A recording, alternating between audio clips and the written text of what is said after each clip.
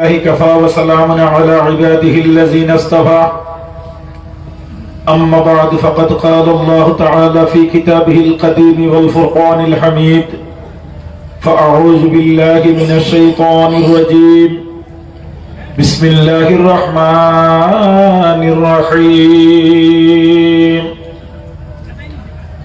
إنما يخشى الله من عباده العلماء صدق الله العظيم.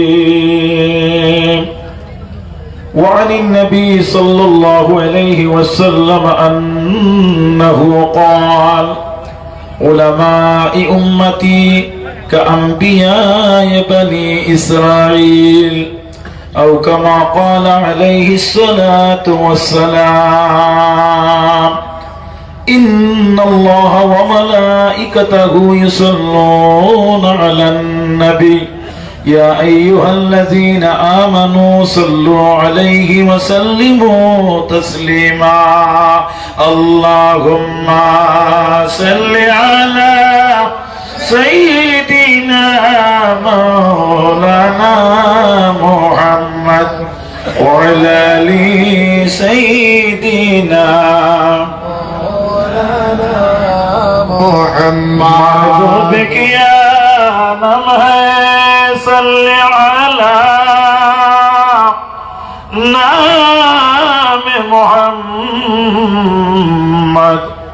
آنکھوں کو ضیا دل کو جلا نام محمد اللہم صلی علی سیدنا مولانا محمد وعلى آل سيدنا مولانا محمد নশবন্দিয়া মুজাদ্দিদিয়ার অন্যতম বুজুর্গ শাহ সুফি বাগফুরি সাহেব কিবলা রহমতুল্লাহ তাআলা আলাইহির পবিত্র উরুস উপলক্ষে আজিমুশান বরকতময় ওয়াজ মাহফিলের সভা পরিচালক আমার প্রাণপ্রিয় বড় ভাই মাজিরগ্রাম মাদ্রাসার সুদক্ষ সুযোগ্য মুফতি সাহেব শ্রদ্ধেয় মোহাম্মদুল্লাহ সাহেব তৎসঙ্গে উপস্থিত মাজিরগ্রাম টাইটেল মাদ্রাসার শেখুল হাদিস হুজুর কিবলা ও শিলচর আলিয়া মাদ্রাসার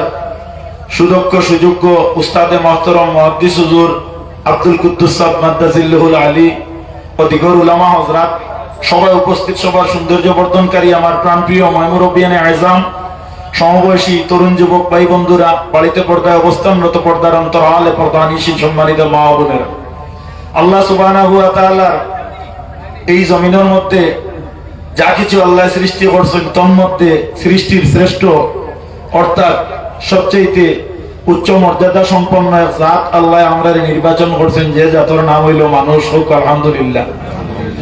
এই পৃথিবীর মধ্যে আল্লাহ সুবহানাহু ওয়া তাআলা যা কিছু সৃষ্টি করছেন তার মধ্যে আল্লাহ কেউরে সৃষ্টি করছেন আপনার রুকুর হালতে, কেউরে সিজদার হালতে, কেউরে আপনার এই পৃথিবীর মধ্যে ঊর্ধ্বমুখী করিয়া সৃষ্টি করছেন, যারা মানব জাতির সৃষ্টি করছেন ইলা আর কেউরে আল্লাহ সৃষ্টি করছেন না। আল্লাহ এখন ওয়ালাকাদ খালাকনাল ইনসানা ফি আহসানি তাকওয়িম, তাই আবার আল্লাহর শুকরিয়া আদায় করি আলহামদুলিল্লাহ। আমি আপনারা সম্মুখে তেলাওয়াত করছি কোরআন শরীফ থেকে আল্লাহ কইতেরা যে যদি আল্লাহর কেউ ডরায় তাহলে সবচেয়ে ডরানেওয়ালা উলামায়ে কেরাম অর্থাৎ আলিম হলে আল্লাহরে ডরায়। আল্লাহ সুবহানাহু ওয়া তাআলারে ডরাইলে আল্লাহ রব্বুল ইজ্জতে এই জমিন রে টান তাবে বানাইয়া দিলে আর টাইম টান মতবু হয়ে যায়।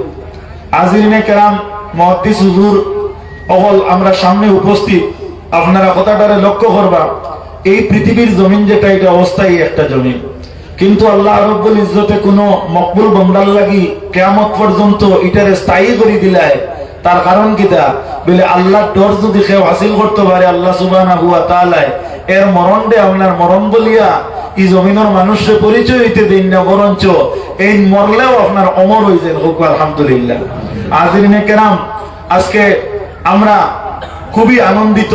আমি আজকে আসরের নামাজ পড়ছি বাগফুরাইয়া কোনো এক জায়গা, ওখানেও আমি বাগফুরি সাহেব কিবলা বর্তমান সাহেব জমিলুন নবী সাহেব কিবলা মাদ্দাজিল্লাহুল আলী মাগরিবর নামাজের পরে আপনার তরিকতর খতম পড়াইছেন। এখানে আমার ভাই সাহেব শ্রদ্ধেয় সাবির আহমদ সাহেব মাদ্দাজিল্লুহুল আলী তাইন খতম পড়াইছেন, তো ওখানে সুযোগ সাপেক্ষে আলহামদুলিল্লাহ শরীক হইছি। ওটাও আমি গর্বিত এবং আনন্দিত। আল্লাহ রব্বুল ইজ্জতের কাছে শুকরিয়া আদায় করতে আমরা প্রত্যেকে একসাথে পারি যে বাগফুরি সাহেব কিবলা বর্তমান সাহেব খুব কিছুদিন আগে অত্যন্ত বেমার আসলা, যার কারণে আমরা সবই মর্মাহত আসলাম, যে সাবর ব্যাপারে চিন্তিত আসলাম। আমরা আকাবিরিন যারা এই জমিনের মধ্যে আসল, এরা যদি বাঁচিয়া থাকুন তাহলে আমরা ইসলামের পিলারে জমিনের মধ্যে আল্লাহ ওদের হায়াত দরাজ করে।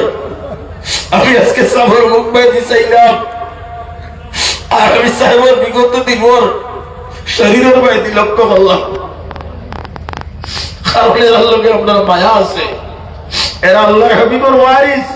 এরা কি খারাপ মাতিবা তুলা? আল্লাহর হাবিবের ওয়ারিস। আল্লাহর হাবিব যিনি আমাদের আকা, ইমামুল আম্বিয়া, সাইয়্যিদুল মুরসালিন, শাফিউল মুজনিবিন, সত্তর বিচারি, হাবিব খুদা, আশরাফে আম্বিয়া কে আরশ মজিদ আশমাওয়াত মুত্তাকা জরহ সাল্লাল্লাহু আলাইহি ওয়াসাল্লাম। আল্লাহ সুবহানাহু ওয়া তাআলার ফরমান, আন-নবিয়্যু আওলা বিল মুমিনিনা মিন আনফুসিহিম। যার অর্থ হইল নবী মুমিনের প্রাণ চাইতে আরো প্রিয়। মুমিনের প্রাণ চাইতে নবী কিতা মাতিবা তুলা আরো প্রিয়। করিম সাল্লাল্লাহু আলাইহি ওয়াসাল্লামের ফরমান হাদিসে বর্ণিত, রাসূলুল্লাহ ফরমান, লা ইউমিনু আহাদুকুম হাত্তা আকুনা আহাব্বা ইলাইহি মিন ওয়ালিদিহি ওয়া ওয়ালাদিহি ওয়ান নাসি আজমাইন। হে আমার উম্মতেরা, এতক্ষণ পর্যন্ত একজন মানুষ মুমিন বলতে পারে না যতক্ষণ পর্যন্ত তার মাল ও আসবাব, তার ধন সম্পদ এবং বিবি বাচ্চা তাকিয়া মুহাম্মাদুর রাসূলুল্লাহ সাল্লাল্লাহু আলাইহি ওয়াসাল্লামের সঙ্গে যতক্ষণ পর্যন্ত মায়া মহব্বত না হবে ততক্ষণ পর্যন্ত রাসূলুল্লাহ ফরমান লা ইউমিনু, সে মুমিন নয়। আমার বুজুর্গ, মুমিন হইতে হইলে আল্লাহর হাবিবের মহব্বতের প্রয়োজন। হলো না সাহেব? কার মহব্বতের প্রয়োজন? নবীজির মহব্বতের প্রয়োজন। আমার ভাইয়েরা, হাদিস শরীফে বর্ণিত, আল্লাহর নবী সাল্লাল্লাহু আলাইহি ওয়াসাল্লাম ইসলামের প্রারম্ভে কয়েকজন মানুষের শাস্তি দেন। এর মধ্যে একজন ব্যক্তির নাম হলো মুসলিম জগতের, ইসলাম জাহানের দ্বিতীয়ত খলিফা, খুলাফা আরবা বা খুলাফা রাশিদিনদের 2 নম্বর খলিফা, যিনি নাম হলো হযরতে ওমর ফারুক রাদিয়াল্লাহু তাআলা আনহু, এবং আবু জেহেল, উতবা, শয়বা, আবুল হক তারা। রাসূলুল্লাহ একদিন দোয়া করে, নাই আল্লাহ, ওমর কিংবা তো আবু জেহেল, এই 2 ব্যক্তির থেকে একজন ইসলামে, যদি ইসলামের ভিতরে ওই লোকরা প্রবেশ করে তাহলে আয় আল্লাহ ইসলামের মান মর্যাদা বাড়িয়ে যাইবে। হাদিসে বর্ণিত, তখন কিন্তু মুমিনদের সংখ্যা ছিল 39। আল্লাহর নবী সাল্লাল্লাহু আলাইহি ওয়াসাল্লাম যখন দোয়া করেন, আল্লাহ সুবহানাহু ওয়া তাআলা পরের দিন রাত হওয়ার আগে হযরতে ওমর ফারুক রাদিয়াল্লাহু তাআলা আনহুরে ইসলাম ধর্মের ছায়ার নিচে আল্লাহ প্রবেশ করাই দিয়ে। জোরে বলো সুবহানাল্লাহ। বুখারী শরীফ জিলদে সামির বর্ণনা, রাসূলুল্লাহ ফরমায়েন, মা জিলনা ইজ্জাতাম মুনজু আসলামা ওমর, আমার ওমর ইসলাম কবুল করার কারণে ইসলামের সম্মান আল্লাহ বর্ধিত।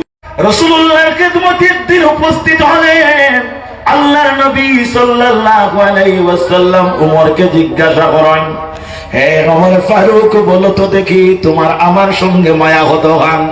আল্লাহর হাবিব সাল্লাল্লাহু আলাইহি ওয়াসাল্লামের প্রশ্নের উত্তরে হযরত ওমর ফারুক বলেন, ইয়া রাসূলুল্লাহ, আপনার সঙ্গে আমার মায়া আমার ধন দৌলত থেকে বেশি, আমার বাবার চাইতে বেশি, আমার মার চাইতে বেশি, আমার বিবি বাচ্চা চাইতে বেশি। আল্লাহর হাবিব বলেন, হে ওমর, এখনো পর্যন্ত তোমার ঈমান কামিল হয় না। হযরত ওমর ফারুক বলেন, কেন ইয়া রাসূলুল্লাহ? আল্লাহর হাবিব বলেন, হে ওমর, এখনো পর্যন্ত তোমার জান চাইতে তো আমার সাথে মায়া তুমি বেশি বলো নাই, যার কারণে তোমার ঈমান পুরো হয় না। আল্লাহর হাবিবের সম্মুখে হযরত ওমর ফারুক বলেন, ইয়া রাসূলুল্লাহ, ইয়া সাল্লাল্লাহু আলাইহি ওয়াসাল্লাম, আমার জান আপনার কদমে কুরবান। ইয়া রাসূলুল্লাহ, আমার জান আমার কাছে কিচ্ছু নয়, আমার কাছে এই পৃথিবীর মধ্যে যদি সবচেয়ে মর্যাদা সম্পন্ন কেউ হয় তাহলে আপনি হলেন মুহাম্মদুর রাসূলুল্লাহ সাল্লাল্লাহু আলাইহি ওয়াসাল্লাম। ইয়া রাসূলুল্লাহ, এতএব আপনার সঙ্গে আমার মহব্বত সবচাইতে বেশি, আমার জান চাইতেও আরো বেশি। রাসূলুল্লাহ বলেন, হে ওমর, এখন কিন্তু তোমার ঈমান মুকম্মল হইয়া গেল। সুবহানাল্লাহ। হাজরিনে কেরাম, এই ঘটনাটি উল্লেখের আমার মুখ্য উদ্দেশ্য হইল একটা উপসংহার আছে। উপসংহারটি হলো, যদি রাসূলুল্লাহর সঙ্গে মহব্বত যদি বেশি হয়, রাসূলুল্লাহর সঙ্গে যদি মহব্বত যদি ঠিক মতো হয়, তাহলে যদি আমাদের ঈমান কামিল হয়, যদি উত্তরাধিকারী যারা, নবীর ওয়ারিস যারা, ওদের সঙ্গে ঈমান যদি পুরা করতে হয়, তাহলে মহব্বত কিন্তু স্থাপন করতে লাগবে কিনা? কারণ এরাই লাগে আল্লাহর নবীর ওয়ারিস, যারা নবীর আপনার উত্তরাধিকারী, এরার সঙ্গে যদি আপনার মহব্বত যদি থাকে, তাহলে কার সঙ্গে মহব্বত হইব?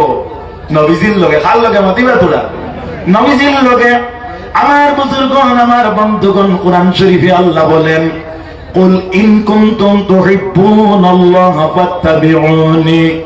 হে নবী, আপনি জানাইয়া দাও আপনার উম্মতদেরকে, তারা যদি আমি আল্লাহরে ভালোবাসে তাহলে যেন তারা তোমার ইত্তেবা করে। আমার নবীর ইত্তেবা করলে লাভ কি হয়? আল্লাহ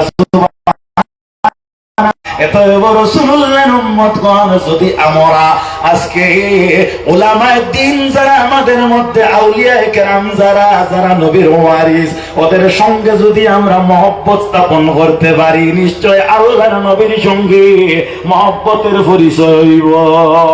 কথা ঠিক আছে না নিসা? বল, মহব্বতের পরিচয় হইব। আল্লাহর নবীর উম্মতেরা রাসূলুল্লাহ কোন একটা বৎসরকে আমুল হুজন বলিয়া ঘোষণা দেন, অর্থাৎ দুঃখ জনিত বৎসর, দুঃখের ইয়ার, দুঃখের বৎসর। সেই দুঃখের বৎসর বলিয়া রাসূলুল্লাহ কোন বৎসর দে রাসূলুল্লাহ আপনার স্বীকৃতি দেন? আল্লাহর নবীর উম্মতেরা, সেই বৎসরটি হলো আমাদের একজন আম্মা জান এই পৃথিবীর থেকে বিদায় হয়েছে, খাদিজাতুল কুবরা রাদিয়াল্লাহু তাআলা আনহা। আর এই বছরে রাসূলুল্লাহর আপন একজন চাচাজান মারা যায়, যে চাচাজানের নাম হলো আবু তালেব। এই আবু তালেব যেই বছর মারা যায়, এই বছর মা খাদিজা রাদিয়াল্লাহু তাআলা আনহার ইন্তেকাল হয়। মা খাদিজা ছিলেন আল্লাহর নবী সাল্লাল্লাহু আলাইহি ওয়াসাল্লামের আপন স্ত্রী, আর আবু তালিব তিনি হলেন আল্লাহর হাবিবের আপন চাচা। হযরতে খাদিজা তিনি হলেন আল্লাহর নবী মুহাম্মদুর রাসূলুল্লাহর সঙ্গিনী, যিনি ঈমানের মধ্যে অন্যতম ঈমানদারের মহিলা। আল্লাহর নবীর উম্মতেরা, কিন্তু আবু তালেব কিন্তু ঈমানদার নয়। কেন আল্লাহর নবী আবু তালিব ঈমানদার নয়? তারপরেও কিন্তু রাসূলুল্লাহ আক্ষেপিত হয়। রাসূলুল্লাহকে সাহাবায়ে কেরাম প্রশ্ন করলেন, ইয়া রাসূলুল্লাহ, ইয়া হাবিবাল্লাহ, বুঝতে পারলাম না, জানতে চাই নবী গো, আমাদের আম্মা জান হযরতে খাদিজাতুল কুবরা ইন্তেকাল করলা, এর কারণে আপনি আক্ষেপিত হইছেন, আমরাও আক্ষেপিত হইলাম।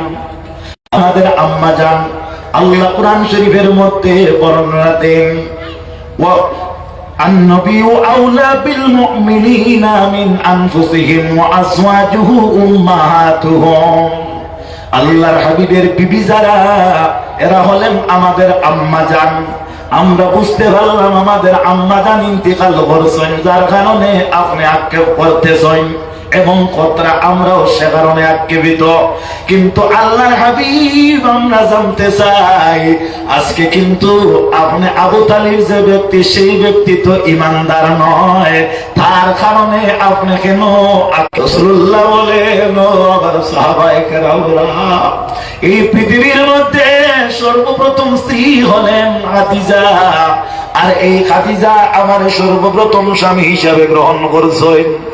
আল্লাহর নবী বলেন, এই পৃথিবীর মধ্যে যখন আমি সবচেয়ে বেশি অসহায় ছিলাম, আমার কেউ সাহায্য করে না, সেই সময় কিন্তু আমার সাহায্যকারী এবং আমাকে সঙ্গে নিয়ে লালন পালনের দায়িত্বভার যিনি অর্পণ করলেন, তিনি হলেন আমার চাচা যান আবু তালেব।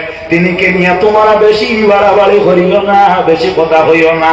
তিনি মহব্বত আমার সঙ্গে অত্যন্ত ছিল, কিন্তু তাই যদিও ঈমান আনইন না, ঈমান যদি আনতা তাহলে তিনি বেহেশতের মধ্যে ডিরেক্ট জায়গা হইতা। আমি মুহাম্মদুর রাসূলুল্লাহর সঙ্গে মহব্বত থাকার কারণে তান একটি ভালো হয়। কি ভালো বলে, তিনি মারা গেছেন, মারা যাওয়ার পরে আল্লাহ সুবহানাহু ওয়া তাআলা তিনি ডিরেক্ট দুজকের মধ্যে নিক্ষেপ করতা না। কেন বলে, তিনি আমার সঙ্গে মহব্বত রাখছেন, আমার লালন পালন করতে উরবাগের মধ্যে লইছেন, যার কারণে প্রত্যেক মুশরিকই আল্লাহ সুবহানাহু ওয়া তাআলা ডিরেক্ট দুজকের মধ্যে দিবা, কিন্তু আমার চাচাদান আবু তালিবরে কিন্তু আল্লাহ ডাইরেক্ট দুজক দিতা নাই।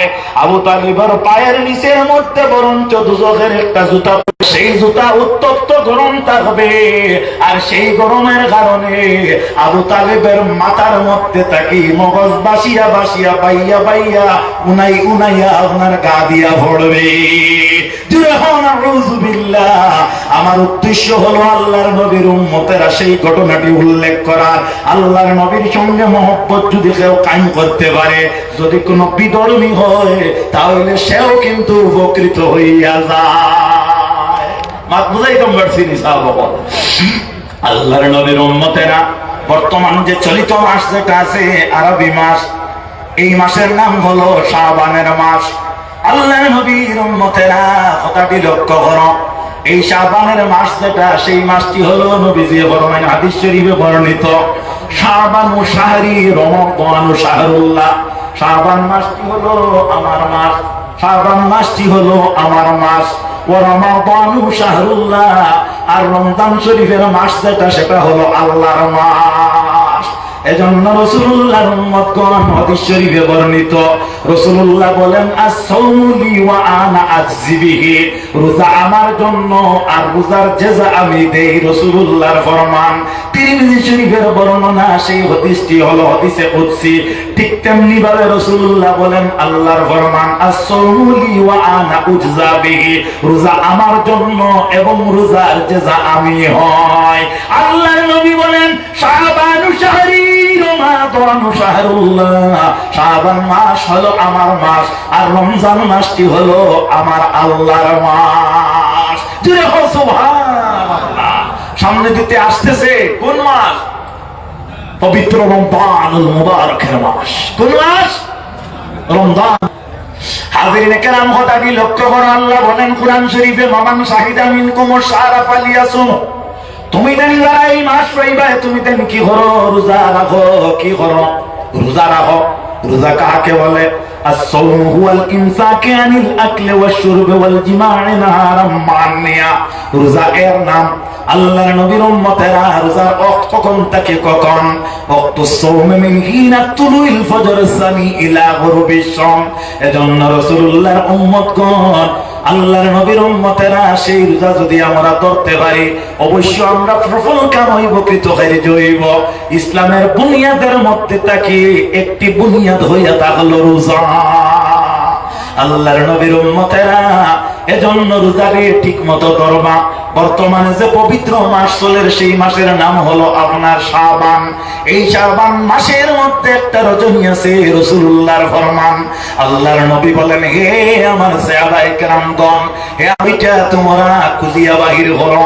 এই রজনীর মধ্যে আল্লাহ সুবহানাহু ওয়া তাআলা এত দয়াশীল, এই রজনীতে আমার উম্মতের মধ্যে গুনাহগারকে আল্লাহ মাফ করেন। সাহাবায়ে কেরামদেরকে রাসূলুল্লাহ একটা গণনার মাধ্যমে বর্ণনা করেন। হাদিস শরীফে বর্ণিত, রাসূলুল্লাহ ফরমায়, আর আরবের মধ্যে একটা গোত্র আছে, যে গোত্রটির নাম হলো আসহাবে বনি কেলাব। আসহাবে বনি কেলাব গোত্রর মানুষ যারা, এরা সবচাইতে বকরি পালন করে। আল্লাহর নবী যখন মেরাজ শরীফে গেলেন, মেরাজ শরীফ থেকে আসার পরে রাসূলুল্লাহ সিদরাতুল মুনতাহার বর্ণনা যখন কোরআন কিতাবে বর্ণিত দেখলাম, আল্লাহর নবী বলেন সেটা হলো একটি বড়ইয়ের গাছ। এই বড়ইয়ের গাছের মধ্যে আছে পাতা। আল্লাহর হাবিবের সাহাবায়ে কেরাম জিজ্ঞাসা করেন, ইয়া রাসূলুল্লাহ, যদি গাছের মধ্যে পাতা আছে তাহলে দুনিয়ার পাতার মোতাবেক নাকি? আল্লাহর নবী বলেন, না, সেই বড়ই গাছের পাতা হলো হাতির খানের মোতাবেক। বলো সুবহান। রাসূলুল্লাহ, যদি বড়ইয়ের গাছ হয় হাতির খানের মধ্যে যদি পাতা হয় তাহলে নিশ্চয় ফল আছে। ফলের মাপকাঠি কিলা, বড়ত্বটা কিলা, সেই ফলের সাইজটা কিলা? আল্লাহর নবী বলেন সেই বড়ই গাছের বড়ই হলো হিজির নামক একটি জায়গা আরবের মধ্যে আছে, সেই হিজিরের মটকার মোতাবেক। সে কারণে রাসূলুল্লাহ বলেন, অর্থাৎ হিজির আরবের মধ্যে মটকার মধ্যে সবচেয়ে ছিল প্রসিদ্ধ। আল্লাহর নবীর উম্মতেরা ঠিক তেমনি ভাবে আপনার আরবের মধ্যে একটা গোত্র আছে, যে গোত্রের সবচেয়ে বকরি পালন করে, তার নাম হলো আসহাবে বনি কেলাব। আমাদের বরাক উপত্যকায় অনেক এলাকা আছে যাদের মধ্যে আছে মৎস্য পালনকারী অনেক মানুষ আছে। কোন কোন এলাকার মানুষে গরু ছাগল বেশি পালন করে, শাকসবজি বেশি ফলায়। এইভাবে আল্লাহর নবী বলেন আসহাবে বনি কেলাবের যতটা বকরি আছে, যতটা লুম আছে, হুজুর সাহেব তো আমার সম্মুখে উপস্থিত মুহাদ্দিস সাহেব কিবলা দয় আমার বুজুর্গগণ তাদের দৃষ্টি আকর্ষণ করতেছে। আল্লাহর নবী সাল্লাল্লাহু আলাইহি ওয়াসাল্লাম কে সাহাবায়ে কেরামরা যখন সেই রাত্রে পরিচয়ের জন্য প্রশ্ন করেন, আল্লাহর নবী বলেন সেই রাতটি হলো নিসফে শাবানের রাত। সেই রাত কোন রাত? শাবানের মধ্যম রাত। জোরে বলো সুবহানাল্লাহ, আরো জোরে বলো সুবহানাল্লাহ। সেই রাতটি হলো কোন রাত? শাবানের মধ্যম রাত, ইয়ানে শবে বরাতর রাত। আল্লাহর নবীর উম্মতেরা, আমি সিনিয়র মাদ্রাসা সরকারি যখন ছিল তখন আমরা পড়েছি, ক্লাস 3rd ইয়ারে যখন ছিলাম তখন একটা কিতাব আমরা পড়ছি, সেটার নাম হলো আপনার কালিউবি, ইমাম শাহাবুদ্দিন কালিউবি রহমাতুল্লাহি তাআলা আলাইহি শবে বরাত সম্পর্কে একটি ঘটনা উল্লেখ করেন। বলতাম নি সাহেব যদি ইজাজত দেন, আর যদি 5 মিনিট। আচ্ছা 5 মিনিট। আল্লাহর নবীর উম্মতেরা শবে বরাতের মাইতুর উপরে একটা রাত্রি বর্ণনা করেন। আমি কথাটারে বিস্তারিত বলতেছি না, সংক্ষিপ্ত বিবরণ। অর্থাৎ শবে বরাত যে রাত্রিটা, সেই রাত্রিটা উম্মতে মুহাম্মদীর মধ্যে অন্যতম একটা রাত্রি।